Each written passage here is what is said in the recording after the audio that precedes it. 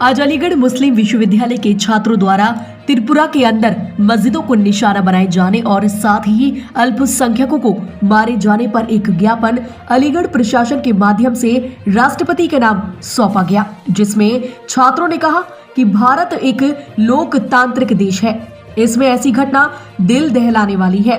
इसलिए हमारी मांग है कि आरएसएस और बीजेपी के आतंकियों के खिलाफ तत्काल सख्त से सख्त कार्रवाई हो। छात्र नेता जालिद हसन का कहना है कि मुसलमानों के खिलाफ देश में जिस तरीके से नफरत फैल रही है, यह एक दिन देश के लिए खतरनाक साबित होगी। छात्र अबू सईद का कहना है कि त्रिपुरा के अंदर जो कुछ भी हो रहा है उसके लिए भाजपा सरकार जिम्मेदार है। छात्र इमरान जलाली का कहना है कि मुसलमानों पर दिन प्रतिदिन देश में हमले हो रहे हैं, ये जवाबदेही सरकार की है। एक समुदाय के साथ इस तरीके की घटना के जरिए देश को तोड़ने का काम किया जा रहा है। इस्लामोफोबिया भारतीय समाज में बहुत गहरा है, लेकिन 2014 के बाद यह एक जंगल में आग की तरह फैल गया है, क्योंकि इसमें समर्थन सरकारें कर रही है। बहुत बड़ी नाइंसाफी हो रही है, जुल्म जास्ती हो रहा है।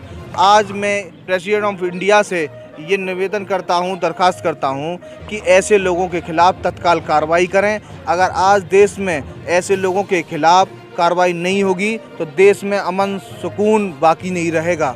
जैसे हिंदुस्तान में आज किसी भी क्षेत्र में जाएं, किसी भी क्षेत्रीय का मामला हो, किसी भी विभाग का हो, हर जगह मुसलमान के अंदर मुसलमान के खिलाफ पूरा षड्यंत्र रचा जा रहा है। मुझे बड़ा अफसोस होता है, एक लोकतांत्रिक देश में जिस तरीके की हरकत इस देश में हो रही हैं वो बहुत ही निंदनीय है। इस देश में हम गंगा जमनी तहजीब का नाम लेते हैं, इस देश में एकता की बात करते हैं, इस देश में सर्व समाज के लोग रहते हैं, लेकिन आज कुछ लोग इस देश में सुकून बर्बाद करना चाहते हैं।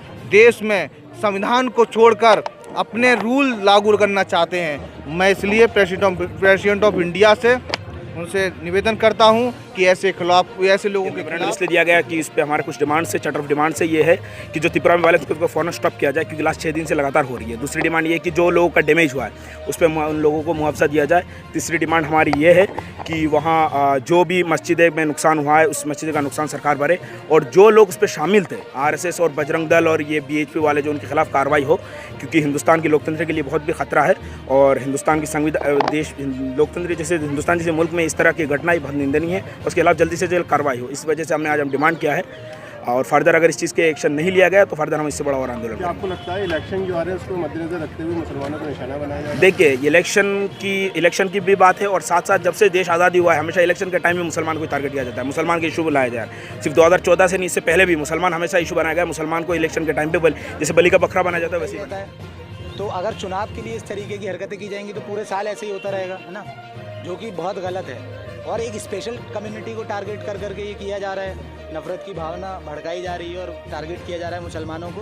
तो इसके खिलाफ हम लोग आवाज़ उठाएंगे और उठाते रहे हैं। और इंशाअल्लाह अभी ये लड़कों ने ACM 2 को एक मेमोरेंडम दिया है, और उसमें उन्होंने जो त्रिपुरा में कुछ चीज़ें हुई हैं, जो इंसिडेंट हुआ है जिसमें कोई रिलीजियस प्लेसेस को भी वेंडलाइज किया है, तो लड़कों की ये डिमांड है कि जो वहाँ पर हुआ है, इंसिडेंट हुआ है, उस इंसिडेंट की पूरी इंक्वायरी हो, और इंक्वायरी के बाद कानून के हिसाब से जो कल्प्रिट्स हैं उनके खिलाफ कार्रवाई की जाए जल्द से जल्द।